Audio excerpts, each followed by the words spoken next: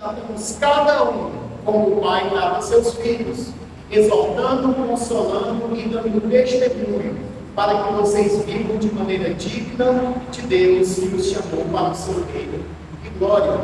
Também agradecemos a Deus sem cessar o fato de que, ao receberem da nossa parte a palavra de Deus, vocês a aceitaram, não como palavra de homens, mas como ela verdadeiramente é, como palavra de Deus, que atua com eficácia em vocês, os que creem, porque vocês, irmãos, tornaram-se imitadores das igrejas de Deus em Cristo Jesus. Este a gente vai ler até aqui,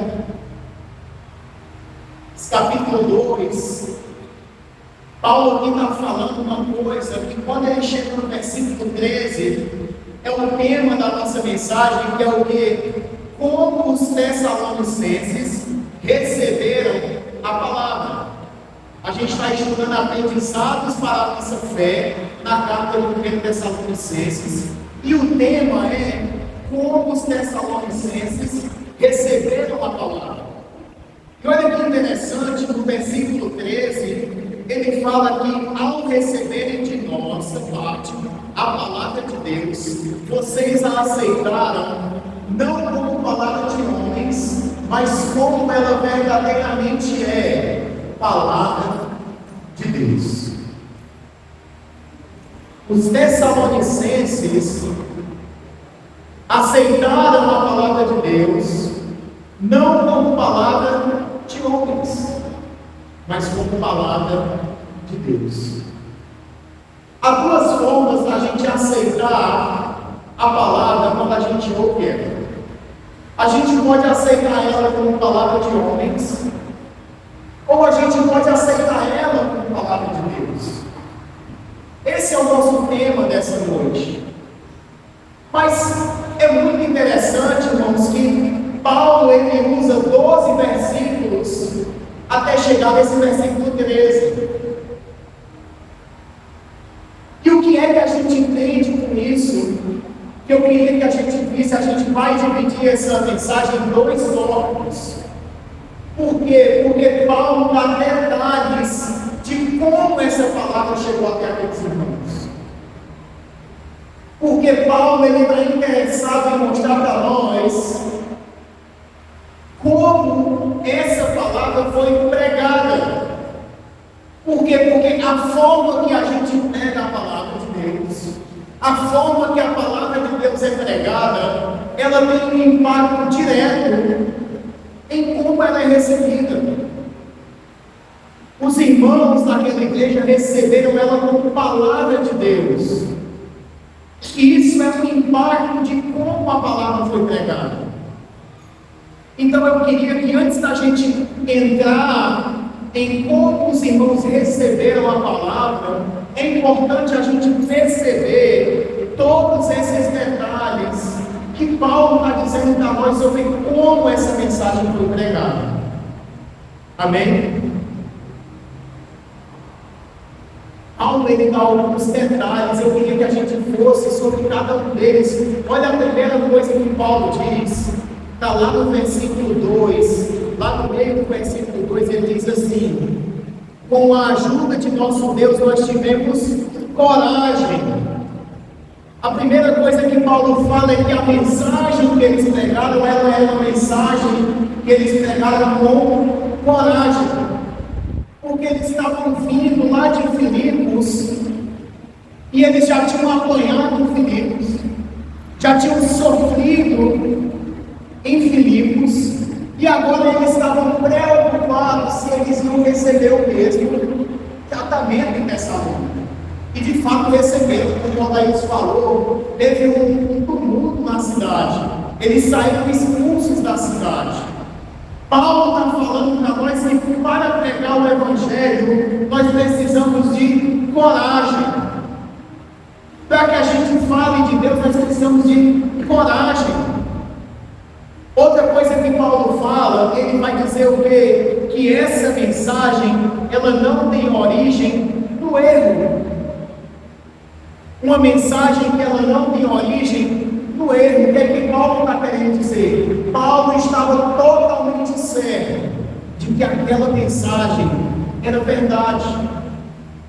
Paulo, ele tinha certeza absoluta que aquele evangelho que ele estava pregando era verdade. Paulo também vai falar que essa mensagem ela não tinha motivos impuros. Paulo, ele não tinha intenção nenhuma impura quando ele estava trazendo essa mensagem. Olha uma coisa interessante, irmão, para você saber, e a gente saber que é importante, por que Paulo está falando isso. Naquela época era muito comum que as pessoas que passassem, não os cristãos, que passassem pregando, que eles tivessem muitos motivos impuros.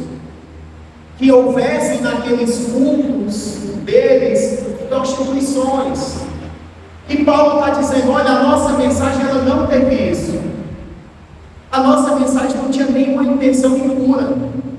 Outra coisa que Paulo fala, a nossa mensagem não tinha intenção de enganar. A nossa mensagem não tinha intenção de enganar ninguém. Não tinha erro, não tinha motivo impuro, e ela também não tinha intenção de enganar. Paulo estava apresentando para eles o evangelho puro e simples. Paulo provavelmente falou para eles que o cristão precisa carregar a sua cruz. E a gente vê hoje muitas pessoas pregando um evangelho enganador. Hoje nós vemos muitas pessoas pregando um evangelho onde eles enganam as pessoas, onde eles omitem a parte de que a gente tem que levar a nossa cruz, onde eles omitem versículos bíblicos, onde nós temos responsabilidade no cristianismo, e pessoas têm sido enganadas, têm sido pregado um evangelho que não é evangelho, tem sido pregado um evangelho terapêutico, onde tudo é sobre nós, onde tudo é para a gente ficar melhor, onde o culto ele só é bom se eu sair e me sentir bem, onde não se fala de carregar a sua cruz, onde não se fala de perdão, onde o vilão da história é outra pessoa e nunca foi você, nunca foi eu. Outra coisa que Paulo fala é que essa mensagem, ela não foi falada para agradar as pessoas. Olha o tanto de coisa que Paulo está tirando. Não tinha erro, não tinha motivo impuro, não tinha intenção de enganar, não tinha intenção de agradar pessoas. Aquele evangelho que estava sendo pregado, ele não tinha intenção de agradar os tessalonicenses. E a gente vê isso, irmãos, todo dia. Pessoas e mais pessoas pregando para agradar pessoas, falando aquilo que é bom de ouvir. Outra coisa que Paulo fala, ele fala, não tinha intenção de bajular. Olha o tanto de coisa que Paulo está tirando, né? Tirou erro, tirou enganar, tirou motivo impuro, e ela não tinha intenção de bajular ninguém. Sabe, eu já vi tantas pessoas pregando, e o formato delas pregarem era bajulando. Olha, você é uma pessoa que você é muito boa, para você só falta Jesus.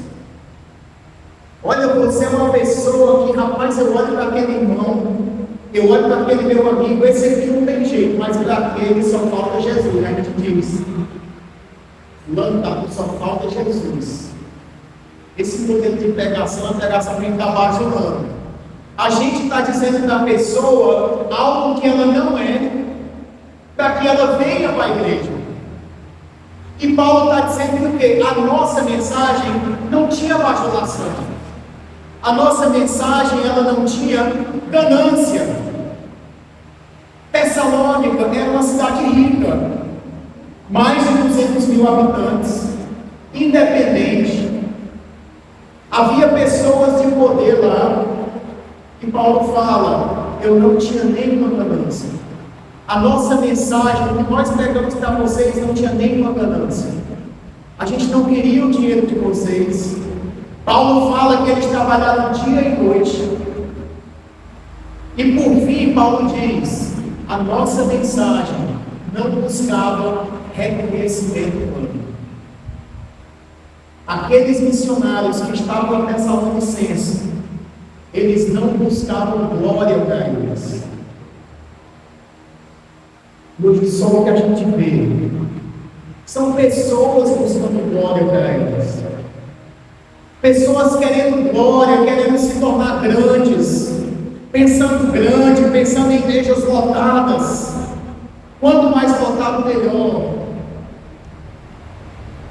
Mas a gente poderia resumir aqui essa forma de pregar em apenas uma frase. Paulo e aqueles irmãos pregaram uma mensagem sem segundas intenções. Não havia segundas intenções na mensagem que Paulo estava pregando. Não havia segundas intenções na mensagem que Timóteo e Silas estavam pregando. E sabe, irmãos, isso é importante a gente perceber.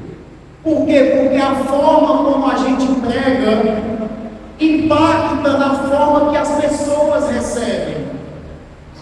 Tem um impacto direto na forma como a mensagem é recebida.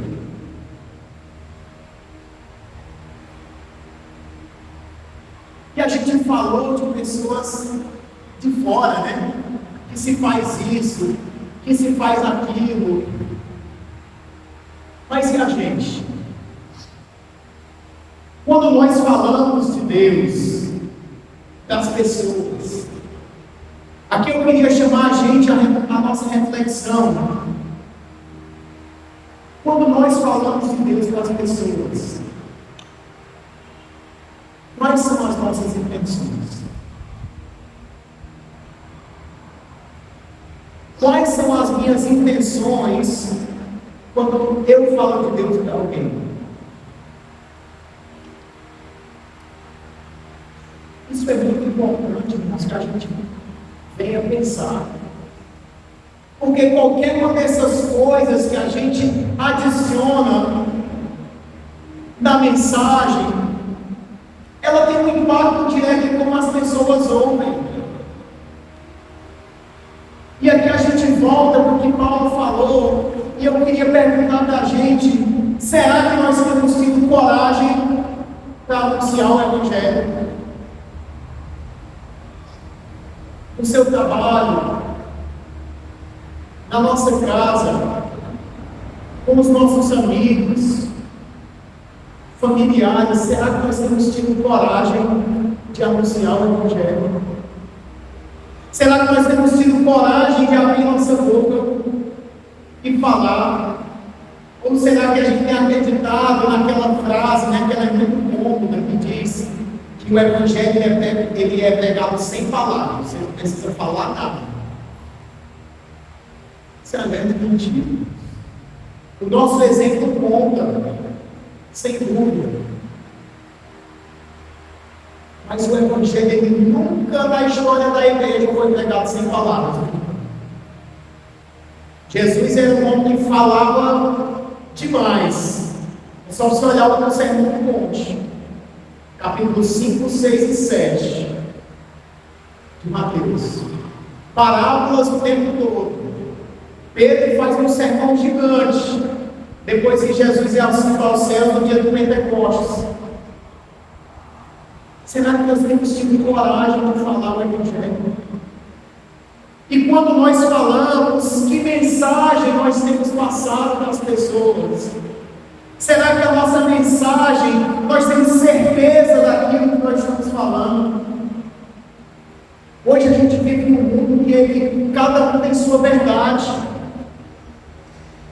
Onde pessoas acreditam que o Islã vai para o céu, que o católico vai para o céu, que adoradores de santos vão para o céu, onde as pessoas acreditam que o céu é um grande lugar que vai todo tipo de pessoa, independente do que elas creem. Será que a nossa mensagem, será que quando nós falamos, nós temos certeza de que Jesus é o único caminho, a verdade e a vida?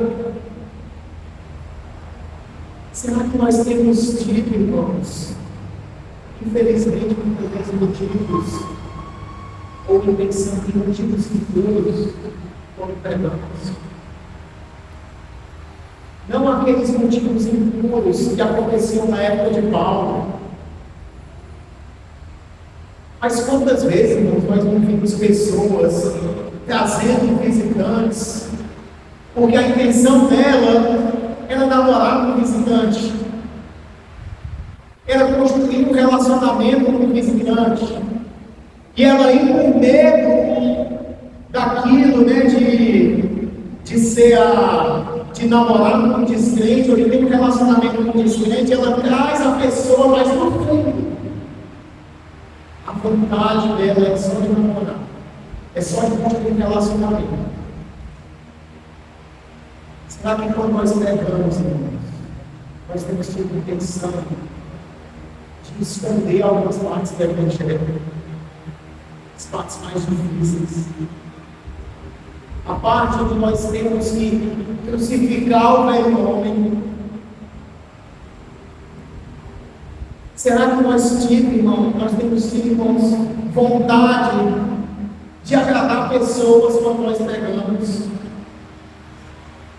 Não vou falar isso aqui desse jeito, porque isso aqui agrada mais. Não vamos falar da destruição divina, não. Não vamos falar de inferno, não, né, Onésio? A gente passou por mês falando de inferno. Esse assunto é muito chato, esse assunto é muito deprê. Vamos falar de coisa boa. Vamos falar ali, né, das rosas de Deus. E a gente esquece de mostrar quem Deus é para as pessoas. A gente esquece de falar do que Deus espera de nós. Será que nós temos bajulado pessoas quando nós pregamos? Será que nós temos tido ganância? Será que nós temos buscado glória para nós quando nós pregamos? Tudo isso a gente precisa refletir. E a gente precisa, se nós temos feito isso, tirar da nossa vida. Porque se nós continuarmos a pregar a mensagem de Deus desse jeito, vai ter um impacto na forma que ela é recebida. Porque no momento que nós adicionamos segundas intenções, aquilo deixa de ser a palavra pura e simples de Deus. As pessoas sentem segundas intenções. As pessoas sabem quando são bajuladas. E aquilo fez a diferença, irmãos, em Tessalônica. Olha, uma cidade rica. O que é que você vê? Você vê missionários chegando. Olha a situação. Paulo chega com os amigos dele, eles já chegam apanhados, né? Eles já chegam ali mortos de medo. E aí eles chegam numa cidade pagã. E olha que interessante, eles chegam na cidade e eles não querem nada. Eles não querem dinheiro das pessoas. Eles não querem glória para eles. Paulo estava numa época que era muito comum os filósofos, né? Estava muito forte aquilo naquela época e era comum as pessoas quererem glória para eles. Paulo não queria glória. Paulo não queria enganar ninguém. A única coisa que Paulo queria era que aquelas pessoas fossem salvas. A única coisa que Paulo queria era que aquelas pessoas fossem salvas. E esse, irmãos, tem que ser o nosso desejo. Quando nós pregarmos para alguém, o nosso único desejo tem que ser que aquela pessoa se salve. Se nós temos de alguma segunda intenção, que nós viemos a se arrepender perante Deus. e falar a palavra dele como ela é, porque aí a palavra dele vai ser recebida como ela verdadeiramente é, palavra de Deus. Quando nós ouvimos a palavra de Deus, sem adição nenhuma dessas coisas, nós só temos duas opções: receber ela como palavra de homens, ou receber ela como palavra de Deus. E veja bem, eu não estou só falando de quando nós fomos evangelizados, não. Nesse momento, agora mesmo, está sendo pregada a palavra de Deus para mim e para você. Agora, nesse momento, o Espírito Santo está ministrando para mim e para você a palavra de Deus. E nós temos duas opções aqui. Nós podemos aceitar ela como palavra de homens, que não tem autoridade sobre nós. Palavra de homens que não tem e que não traz transformação. Palavra de homens que não tem poder, que não traz regeneração, que não traz perdão, que não traz reconciliação com Deus, que não traz esperança, e que a única coisa que, se for aceita como palavra de homens, que ela vai gerar uma vida vã. Nós temos a opção de aceitar ela sim, mas nós também temos, por outro lado, a opção de aceitar ela como ela verdadeiramente é, palavra de Deus. O que está sendo pregado aqui, não porque sou eu que estou falando, mas porque o Espírito de Deus, nós temos fé, e é por isso que nós estamos aqui, está falando ao meu e ao seu coração a palavra de Deus. E se nós aceitarmos ela como ela verdadeiramente é, ela vai ter autoridade na nossa vida. E por ter autoridade na nossa vida, ela vai trazer o que? Reconciliação com Deus. Ela vai trazer o que? Perdão de pecados, regeneração, uma vida com propósito. As pessoas hoje, irmãos, e às vezes até nós, temos vivido uma vida vazia, que ela se resume a essa terra, onde tudo que nós olhamos é essa terra, onde a nossa maior preocupação é essa terra, e por isso a gente mata e morre, a expressão de falar, por coisas dessa terra. A gente faz o que for necessário, a gente briga com quem for, por coisas dessa terra. E quando nós recebemos a palavra de Deus como ela é,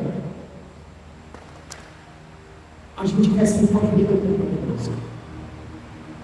Nós somos regenerados dessa semente que ela é imperecível, que é a palavra de Deus.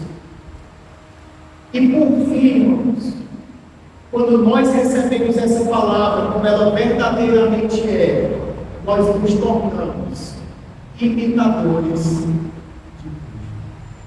Veja aí o que Paulo fala: vocês aceitaram a palavra, lá no versículo 13, não como palavra de homens, mas conforme ela verdadeiramente é, como palavra de Deus, que atua com eficácia em vocês, os que creem, porque vocês, irmãos, tornaram-se imitadores das igrejas de Deus em Cristo Jesus. Lá no capítulo 1, versículo 6, ele vai dizer a mesma coisa. De fato, vocês se tornaram nossos imitadores e do Senhor.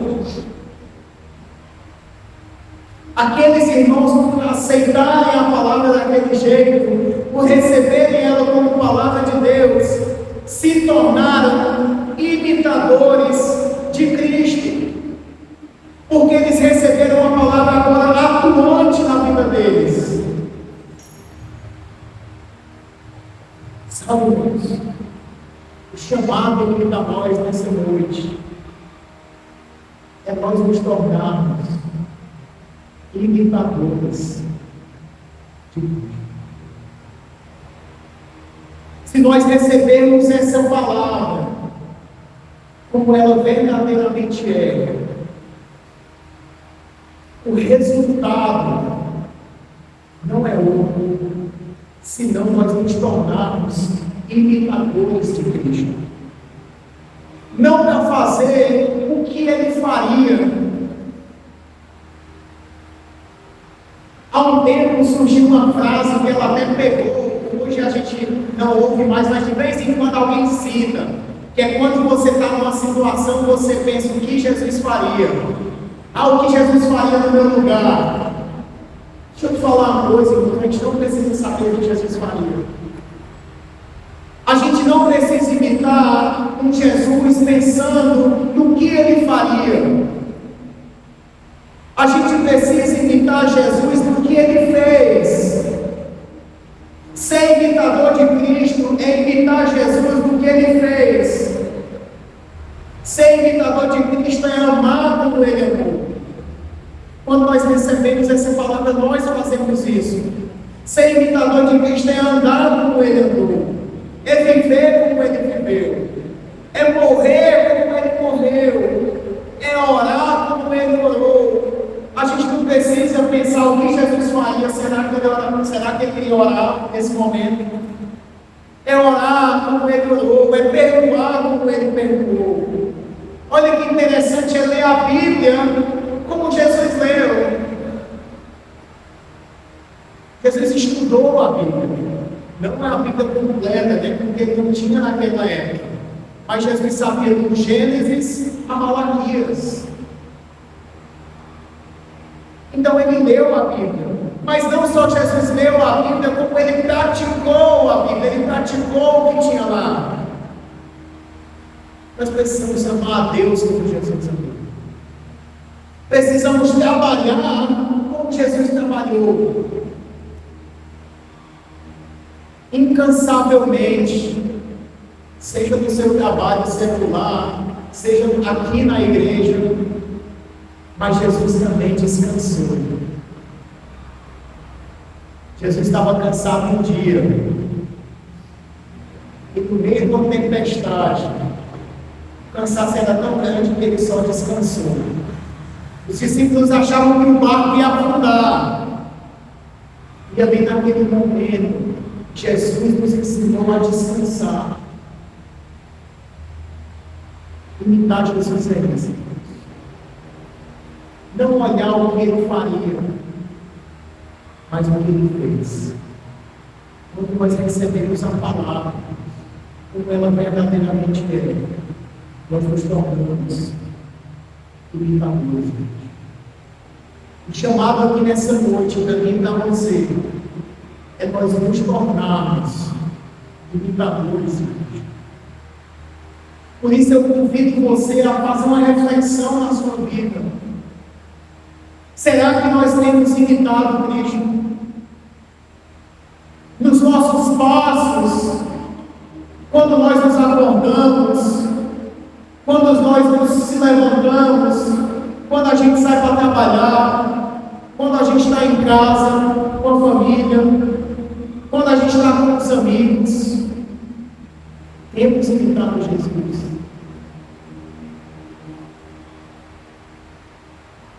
Será que nós temos falado de Deus para as pessoas como Jesus falou?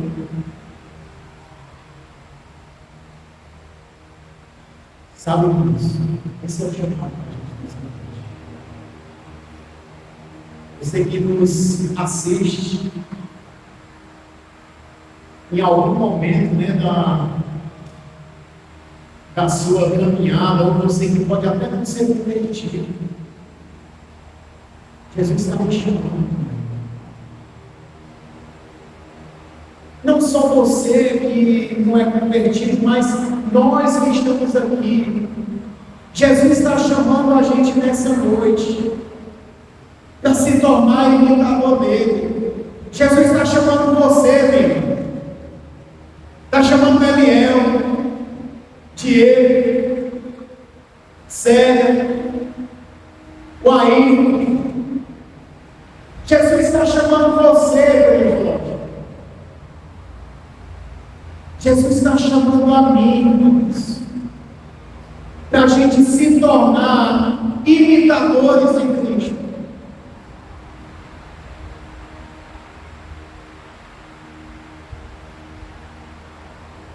Que a gente possa fazer isso, que a gente possa receber essa palavra como ela é, palavra de Deus, que é a autoridade de nossas vidas, porque tem poder de nos restaurar, onde quer que nós estejamos, o que é que nós estejamos fazendo,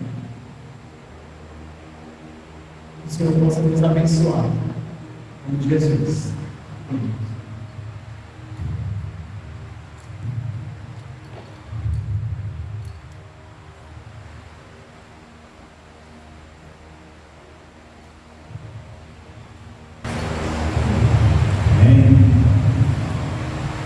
Deus seja louvado. Que palavra maravilhosa. Obrigado, Felipe. Deus seja louvado. Não é porque foi a palavra do Felipe, porque foi a palavra de Deus. E como o Felipe falou, ao longo desse mês nós vamos estar falando sobre os aprendizados que podemos ter nessa carta de Tessalonicenses. Que você já esteja orando e se preparando, lendo capítulo 3, que será o tema da próxima quarta-feira. E olha que maravilha aqui, o aprendizado para nós. Podemos aprender com Paulo, Silas e com Timóteo, que pregaram o Evangelho com coragem, sem segundas intenções. E podemos aprender com essa licença, porque eles receberam o Evangelho. Eles entenderam que não era a palavra de homens, mas era a própria palavra de Deus. Como diz no versículo 9, capítulo 1, eles se converteram, eles deixaram os ídolos, converteram ao Deus vivo. E ao ouvirmos a palavra de Deus, as duas situações que acontecem conosco: ou ouvimos e aceitamos, ou ouvimos e esquecemos. Fazemos de conta que alguém saiu daqui.